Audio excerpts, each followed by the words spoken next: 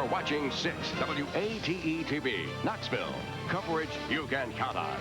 This is 6 Eyewitness News at 6. Election officials in Florida are counting ballots one by one the evening before Republicans go to court to try to stop them. Thanks for joining us. I'm Brennan Robinson. And I'm Yvette Martinez. A hearing is set for tomorrow morning before a federal judge on whether a manual recount violates George W. Bush's constitutional rights. We continue our coverage of the 2000 vote in overtime. Here's ABC's Carla Wohl. Polls indicate the public is willing to wait to get an accurate vote, but their patience has limits. According to the surveys, by Friday, most Americans want to know who the 43rd president will be. Carla Wohl, ABC News, Tallahassee, Florida. Governor Don Sundquist gets a thumbs up from some Tennesseans. In a Mason-Dixon poll of 625 Tennessee voters, 36% believe the governor is doing a fair job. 35% describe his performance as good. 5% ranked Sundquist as an excellent governor. On the other hand, 21% of those polled rank his governing of the state as poor. Tennessee forestry officials are still trying to track down suspected arsonists who set the recent forest fires. We're following up on the thousands of acres that have burned in East Tennessee. Nearly 600 fires in our area.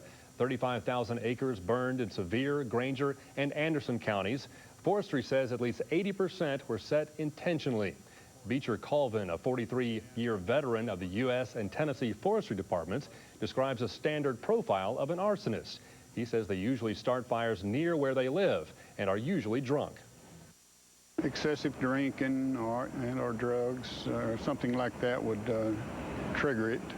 And most always there's more than one. Sometimes it's grudge. You know, they're mad at some government agency or have a grudge against property owner.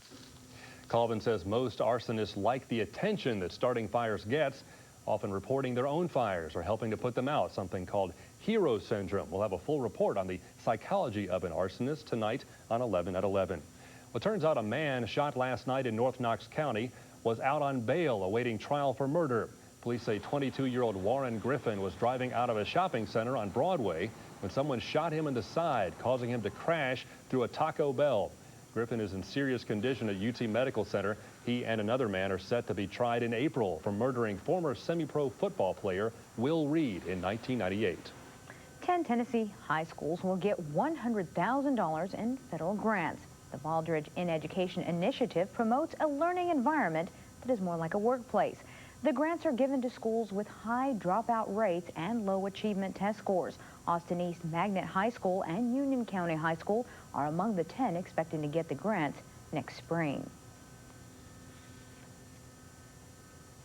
At a school on Sunday and singing about it, these kids at Green Magnet Math and Science Academy are helping kick off a celebration of promise. Organizers of the event say parents and educators are committing to students using 5 promises. A few highlights including caring relationships, a healthy start, and safe places to go after school.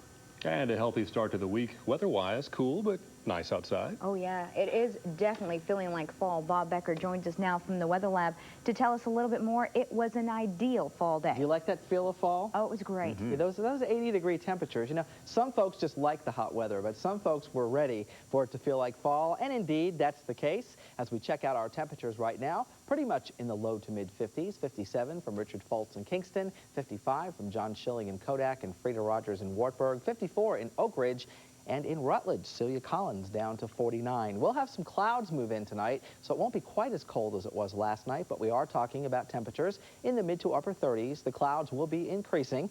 And speaking of clouds, in our 6-day forecast, we may have some rain, and we have a very strong cold front headed our direction. Some interesting things coming up, and we'll talk about that in just a few minutes. Cold front. We know that means something. That's a foreshadowing. Meaning could get cold. Thanks a lot, Thank you, Bob. Holiday shoppers are already snapping up gifts at the 34th Annual Foothills Craft Guild Show. 80 artists from throughout the Tennessee region displayed their products at Chilhowie Park. Wood carvers, painters, metal sculptors, weavers also conducted demonstrations throughout the day.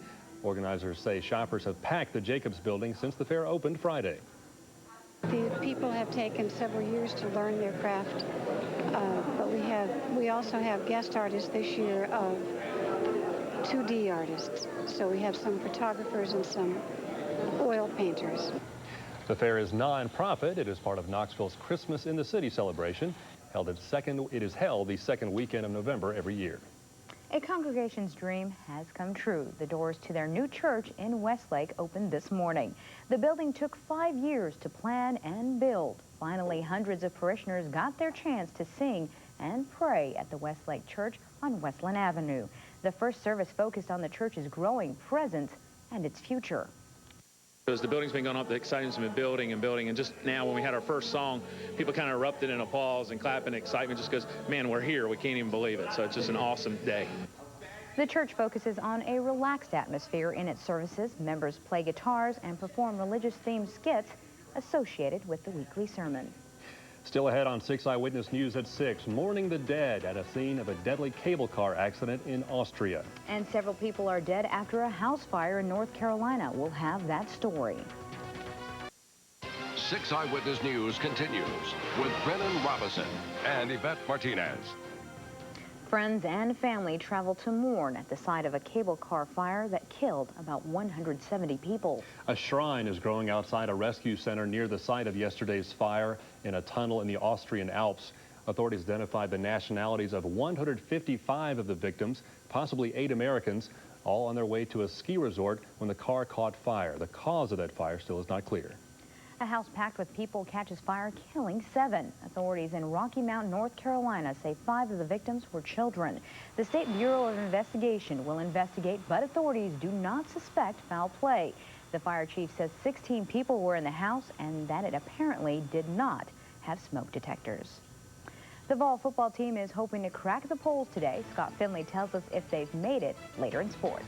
And he has highlights of the Titans as they try to stretch their 13-game home winning streak. And a small Tennessee county is becoming a tourism hotspot thanks to the internet. Coming up. Notice Wednesday and Thursday morning temperatures will be below freezing, so be prepared for that. And then increasing clouds, another chance of some rain by Thursday night into Friday. So we continue to kind of chip away at this dry situation. And those of you who wanted fall temperatures, enjoy. More like winter overnight. Sort of went from one extreme to the other, didn't it? But thanks a lot, Bob. We appreciate it. Okay. One of Tennessee's smallest counties in population is big on tourism. Yeah, with a little help from the internet. The UT Agriculture Extension Service in Pickett County is working with the local Chamber of Commerce to boost the number of visitors there and strengthen the economy. Here's Chuck Denny. Chuck Denny, 6 Eyewitness News. And if you'd like to get to Dale Hollow Lake, take exit 300 from I-40.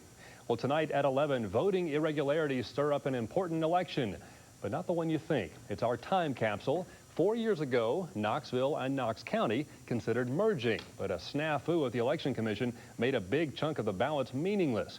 We'll remind you how it came out and what happened to the election official who caught the blame. That's tonight on 11 at 11. Interesting. It is. I'm anxious for that one. Okay, now the Titans' home winning streak was definitely put to the test today. 13 straight wins at home, an unlucky number. Yeah, and a game almost too close to call. Then decided by a missed extra point. Dirty business going on maybe in Music City today. And the fall basketball team ready to open the season, especially after this one today at the arena. And it's always good to play extra time when you're tuning up. Back with the Stuffs in a minute. He does. He finishes 4th. Take home that Winston Cup points championship. Good for him. We're back in a minute. And Bob is back with what the evening will look like. And again, remember where the jacket is. You haven't used it a lot, but we are going to see some cool temperatures tonight. Not quite as cool as last night, but right now our temperature reading is holding in the mid-50s. The biggest temperature drop will actually be between now and midnight because clouds will be moving in. About 45 by midnight, upper 30s in the morning. Looks like we could see some more rain later Monday night. Much chillier by Tuesday. All right. Thanks a lot, Bob. Thank you, Bob, and thank you for counting on 6 Eyewitness News at 6. Join us tonight for 11 minutes of nonstop news, weather, and sports.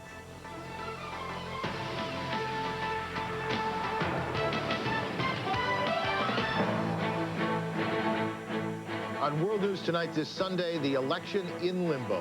In Florida, the recount widens and the race tightens as lawyers for both sides prepare for the history-making court date tomorrow morning.